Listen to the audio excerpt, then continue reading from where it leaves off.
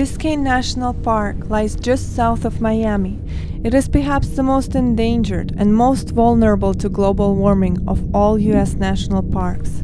This 300-year-old coral reef is a symphony of colors teeming with life, and the health of this important ecosystem is highly dependent on stable water temperatures. Biscayne National Park is the only national park with a big nuclear power plant as a neighbor.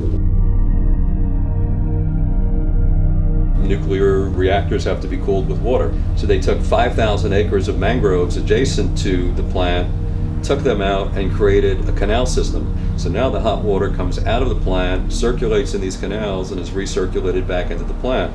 The problem is that water is hot. Hot water evaporates. So it becomes saltier and saltier as time goes on. So it's dense salt water. It's heavy.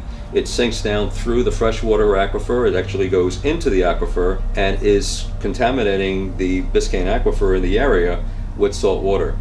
The other thing is that there are traces of radioactivity in those canals, one of which is tritium. And they found traces of tritium in the vicinity of the cooling canals, but in Biscayne Bay, they know that those canals are both polluting the bay and the aquifer.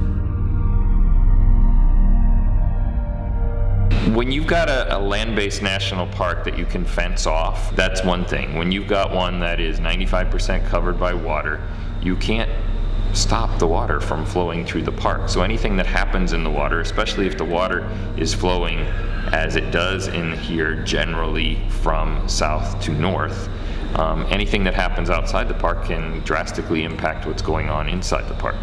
Additionally, strangely, the three biggest landmarks in Biscayne National Park are a nuclear power plant, a mountain of trash, and a city of 6 million people. When temperatures rise on a reef, the zooxanthellae, the algae that live inside the coral, start to produce a toxin. And if you had something living inside of you that was producing a toxin, you would spit it out. And that's pretty much what the corals do. If you spit out your zooxanthellae, all your color's gone and just the white's showing through. So that's where the term bleaching comes from. About 80% of a coral's nutrition comes from the zooxanthellae. Only 20% comes from what they grab out of the water.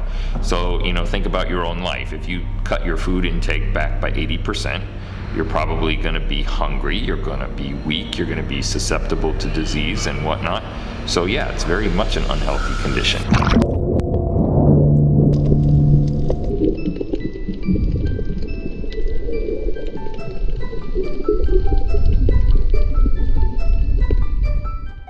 The Great Barrier Reef is the most famous example of what the future can be if we fail to act. Now we know that not only rising water temperatures cause coral bleaching, but also carbon, which our oceans absorb from the atmosphere.